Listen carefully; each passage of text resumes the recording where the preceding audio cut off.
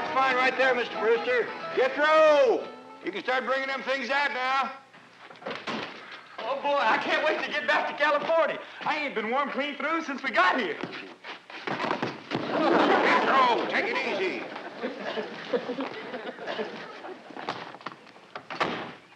We've been sleeping on a hard floor. It'd be awful nice to get in a warm bed for a change. I'll take it, Jethro. Jethro, I said take it easy. Granny ready? Yeah, she's just putting on her gaiters. I'll bring her right out. Well, I hope you'll come visit us in California. We'd be mighty glad to see you, especially Pearl. Her and Jethrine's coming to stay with us. Let me get my shoe on, you big overgrown moose.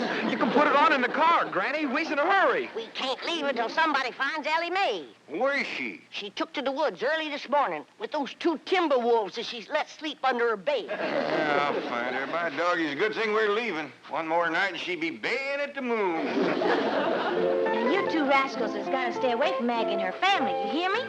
Is it a deal? All right. Now, don't you forget it.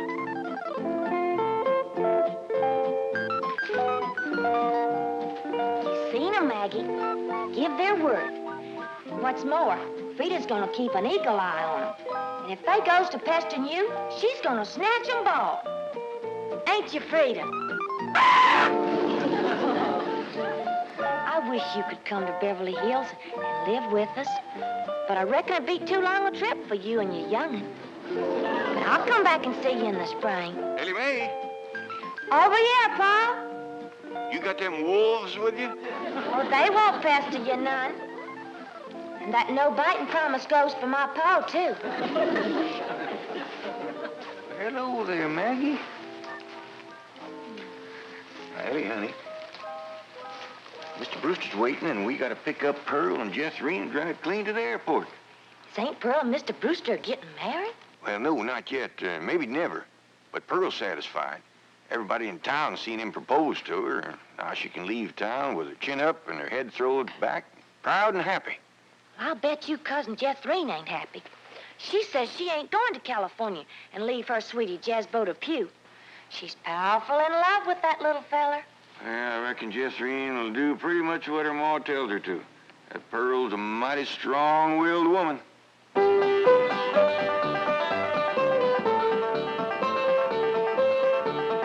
Jethrine's putting her time for them to pick us up. Now, no more sulking. You're coming to California. I don't want to hear no more argument about it. Okay, Ma, I'm coming.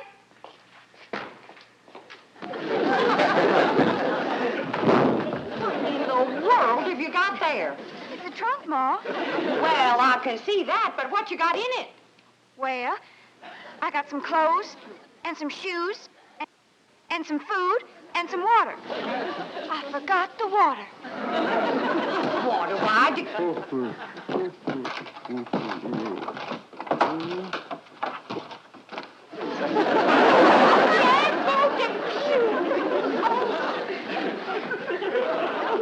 Miss Bodine, that daughter of yours is a mighty strong-willed girl. Did she put you in there? I think so. I told her I couldn't go to California with her. And that's the last thing I remember. Oh, don't let him get away. Jethrine, you put him down. This minute. What's the matter with you? Why, that poor boy could suffocate in that trunk without no air.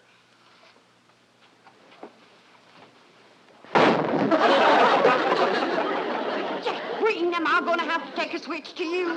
Jethrine, honey, like I told you, I can't just pick up and go. I got a big business going here. Well, couldn't you be a traveling salesman in California? Darling, it's taken me years to build up this territory, and this is my big selling season, where I can knock down $100 in the next 2 or 3 months, and a fellow don't walk away from a gold mine like that. Talking sense, Jethrine. But Uncle Jed's a millionaire, and Cousin Ellie says they got plenty of room in that mansion. He could stay there with us. Jethrine, I got my pride.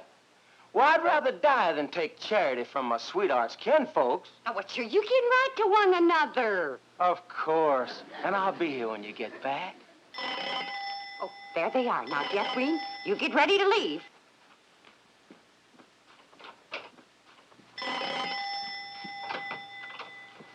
Mr. Mr. Brewster, I thought it was my boy Jethro. Cousin Jed come to pick up the suitcases. Well, no, I asked him to let me come for them. Well, you see, this may be my last chance to see you alone for a moment. Alone? You? Me? Us? Why would you... Well, first, I want to thank you for publicly breaking our engagement after I lost my head, as I did last night. Oh, shucks. I didn't mean it when I said yes. It was just nerves and excitement in the moment. Well, you were very sweet about it. Yeah, well, but now that my head is clear and I'm thinking straight, well, I realized I couldn't get married right now. Well, some man would lose a wonderful wife. My goodness, I got family obligations, you know. Why, Cousin Jed's been after me 3 or 4 months to come to Beverly Hills and get that wild daughter of his proper dressed and acting like a lady. I'm going to miss you, Mrs. Bodine. Yes, well, he's in desperate need of me. I don't know what come over me last evening, but now that I had a good night's sleep and my morning coffee, got my wits together, well, I could just laugh at myself for even considering marriage. Mrs. Bodine, I just want to say that I think you're a splendid woman, and I'm sure our paths will cross again. And, well, I'd consider it a great honor if you'd allow me to kiss you goodbye. Kiss me.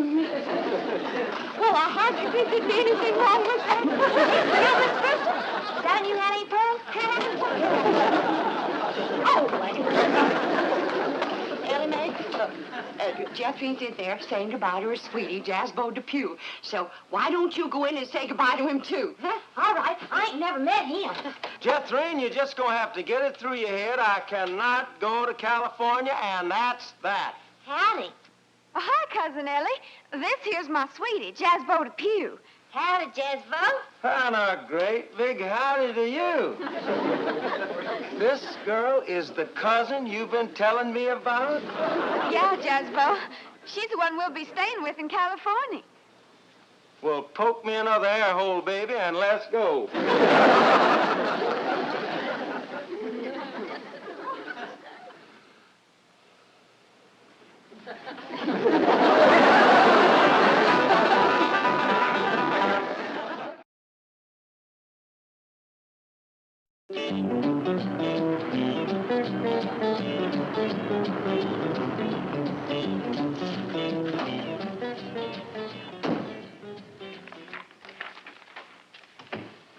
Good morning, Chief. Morning. Well, I just had a call from Brewster in Tulsa. The Clampetts are on their way home. Jethro? Oh, I mean the Clampetts. Yes, and they're bringing a cousin and her daughter along. That'll be 6 of them. I think I'd better order an extra limousine. Chief, if I may suggest, the personal touch is very important to these people, and they are the bank's largest depositors. I would be happy to volunteer my car and myself. I can take at least half the load. Jethro. And the luggage. See, Chief, I have bucket seats, and Jethro is quite a bucketful.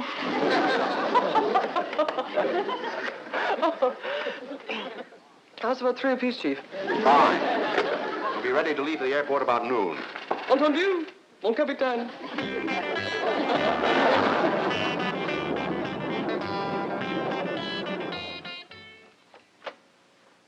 Time to leave for the airport, Miss Hathaway.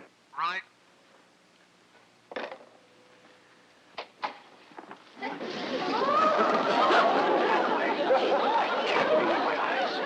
Don't be alarmed, Chief. This is just for the Clampetts. I have no intention of disrupting office discipline with my seductive appearance. What a remarkable change. 3 hours in the beauty salon. Tell me, are you busy tonight? Because if you're not, I'd like you to work and make up those 3 hours.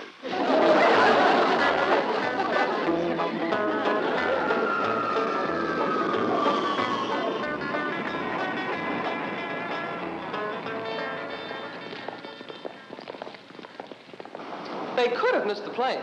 Oh, impossible. Brewster phoned me after he put him on board. Oh, miss, are there any more passengers aboard? Yes, there are 6.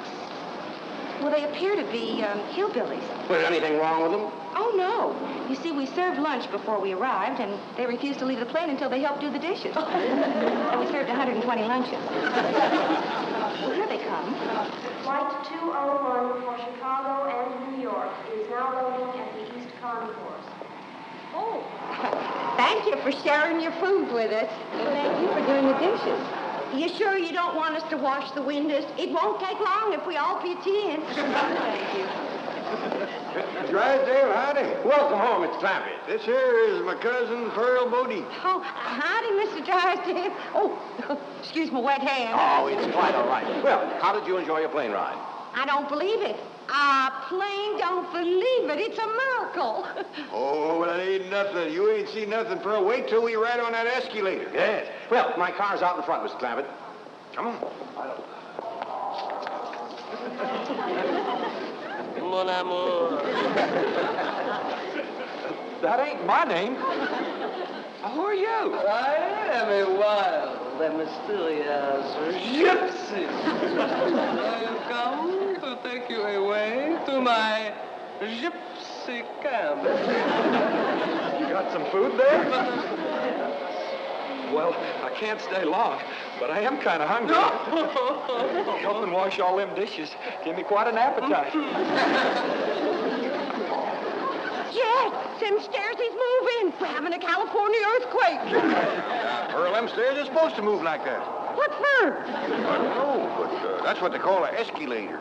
Only thing is, last time we was here, they was moving the other way. Come on. Well, we ain't gonna get on them crazy stairs. Oh, come on, Pearl. Once you're on there, you like it. Welcome home, Ellie Mae. Howdy, Mr. Drysdale. Welcome home, Granny. Thank you. Well, where's Jethrine? Last I saw of her, she was still eating.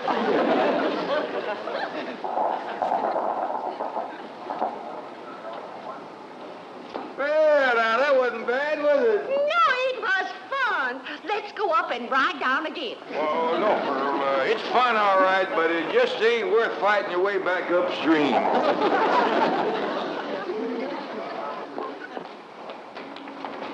Yes. This place is haunted. A ghost just went through that door. That ain't no ghost, Pearl. That's what they call electric eye. They got them all over out here. Well, you go first. I ain't taking no chances on crowding a spook. Come on, Betty. I can get on this dog, baby.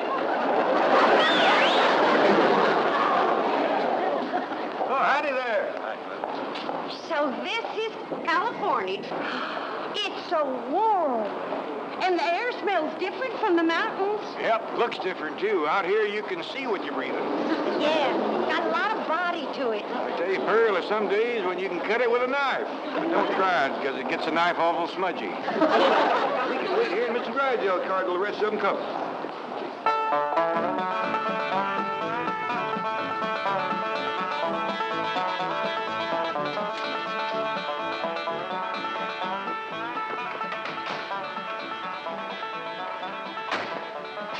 I'll go with Martin and take the luggage around to the service entrance. I can't believe it. I've seen pictures, but I just can't believe it. It ain't real. It's real, Ma. Jethrine, don't you knock no holes in your Uncle Jed's mansion. Ah, she can't hurt it, Pearl. Wait till you see inside, Pearl. It's the biggest bunch of indoors you ever did see.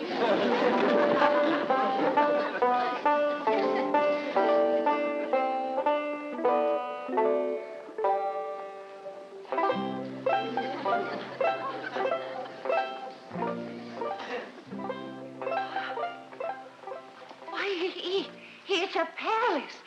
There just ain't no other word for it. It's a daggone palace.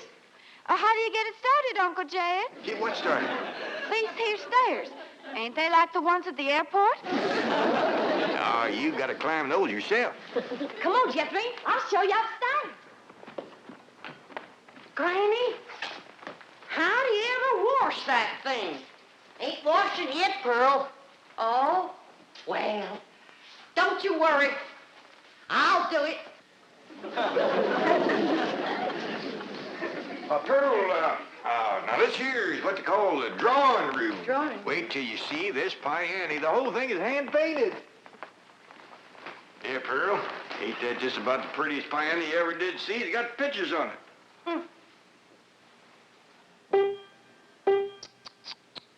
look at the dust. Granny, did you run up them curtains? No, they was here when we came. Well, as soon as we get settled, I'll run up some new ones. Them windows ain't been washed in weeks. Well, Pearl, you know, it's a mighty big house. It'd take a miracle woman to get it all done. Looks like I come just in time, huh? Where's the kitchen, Jack? I'll show you. 32 rooms in this house, and something tells me it ain't gonna be big enough.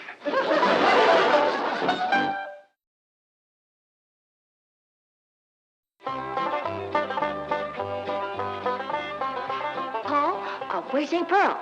Well, her and Granny's in that little room they call a butler's pantry. It is a nice enough kitchen, Granny, but it sure ain't as big as you led me to believe. Pearl, this ain't the one with the stove. The stove is... This here's the barest cupboard I ever did see, but I reckon if you ain't got a stove, you don't need food. This room. Well, Pearl, what do you think? Well, I think I should have brought my coal oil stove. For your information, Miss Pearl, we got gas. Well, I don't wonder. Eating nothing but uncooked food. Your pump is stuck tight. It ain't been used so long. Pearl. You know, Granny, we got a lot of work to do to get this kitchen in shape. Granny, did you tell Pearl this is a kitchen? I ain't been able to tell Pearl nothing. She won't quit flapping her trap long enough. Pearl, come on. This here is a kitchen. That there is what they call a pantry. My stars and garters. What? A person could feed an army in here. Well, the way those two young'uns of yours eat, that's just what you'll have to do. Pearl, look at this stove here. Now, all you have to do to get fire is turn one of them little things right here without lighting no matches nor nothing. Now, look at here. This here lights this in here. And this one lights this in. And this one lights this in here. And this one lights this in. Oh, what do you think of that, Pearl? I declare, I'm just speechless. That'll be the day. Pearl, look at this icebox here. Just take a look. You ever seen anything like that before? Look at that. Well, I don't like to mention it yet, but somebody left the light a-burning in there. I reckon some people just don't care how they waste other people's money. The light comes on when you open the door. You don't say. He pert near didn't with you pounding your gums. Pearl Jethrine wants to know where's the suitcases, especially the big one with the sandwiches in it. But Jethro said he'd bring in the suitcases. Jethro. What happened to my boy? Where's Jethro? Well, the last time I seen him, a dark-haired gypsy woman was a-taking him away. Gypsy's got him. My baby's been carried off by the gypsy. Don't worry, Pearl. One meal and they'll carry him right back. He might have a little bit mixed up. Besides, Jethro is big enough to take care of himself. Yeah, Mama's in here. Come on in. My baby, where you been? With the gypsy woman, we stopped to get something to eat. I told you one meal and they'd bring him back. You gypsy kidnapper. I'm gonna snatch you both. Out of the way. What you doing being a gypsy? Just a little harmless fun, Mr. Clampett. When Jethro failed to recognize me, I couldn't resist continuing the masquerade. Ma, this here's Miss Hathaway, Mr. Drysdale's secretary. I'm happy to know you, Mrs. Botine. I have brought your son back safe and sound. Well, thank you. Yeah. Is your hair back? How about staying for supper, Miss Hathaway? Oh, I wouldn't want to be any trouble. Well, I figured with company at the table, there wouldn't be so much trouble. Wait till you taste Granny's sweet potato pie. Ain't nobody can make sweet potato pie like my Ma. Now, they is both very fine, extra good cooks, but Pearl not knowing her way around the kitchen, I reckon... Oh, well, don't you worry none about that, Jed. I'll have this kitchen put in order in no time. It ain't out of order. Ellie, you get rid of the ants. I'll start the cooking. What ants? Start with your Aunt Pearl. Well, I like that. I'll bet you won't like what I'm going to say next. Now, girls, I got an idea. Now, Pearl, you know there ain't nothing more soothing and appetizing than a mess of piano playing and sweet singing before supper. But I figure a body can't be doing that and cooking at the same time. No, I don't think they hardly could, Jan. Right. Now, somebody will get Mr. Drysdale. We'll all sit around while supper's cooking and listen to the kind of music that has made the name of Bodine famous from Oxford to Eureka Spring.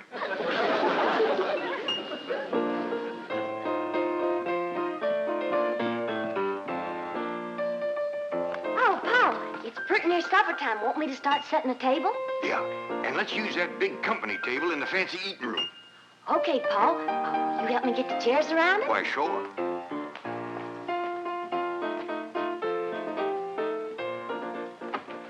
Leave the door open so as we can hear the music. Okay, Pa. I'm kind of glad we got company so we can show off this fine eating table. Yeah, we ain't used it since Thanksgiving. Has Granny figured out a way to get this tablecloth unstuck yet? No, she ain't, Pa. She even tried to steam it off.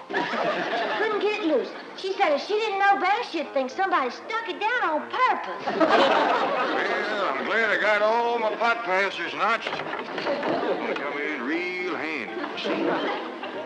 See a pot out there that you want, you can reach for it and get it or pass it without bothering the fellow sitting next to you. Yeah, the good thing about this table is things can't go sliding off.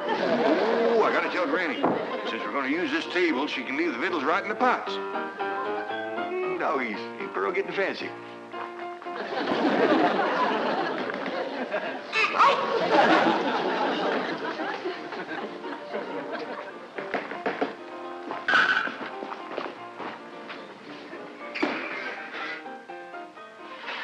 You ever see anybody bake a fluffier pie than that one? Some folks don't know that cakes is fluffy and pies is juicy.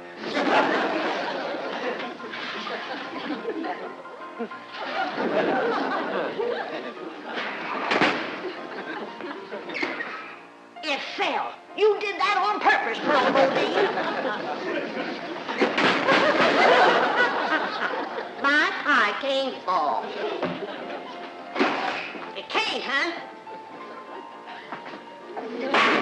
Just did.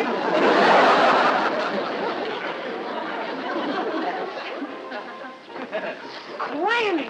Pearl, I ain't never heard you play the piano any prettier than you're playing that You ain't playing the piano. You betcha I ain't!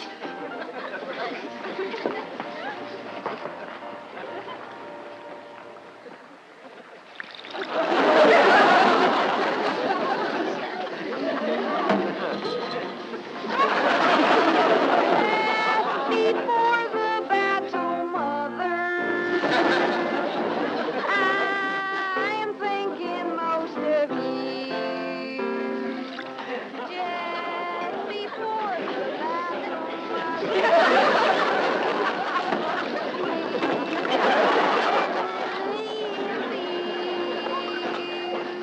how I wish, dear sweet mother,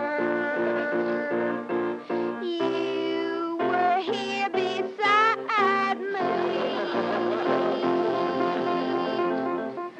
I feel the same way, Jethrine. Mr. Drysdale, have I got enough money to take everybody out to a nice eating place? Mr. Clampett, with your money, you can buy the finest restaurant in Beverly Hills. Before the battle's over, that's just what I might have to do. Come on, everybody.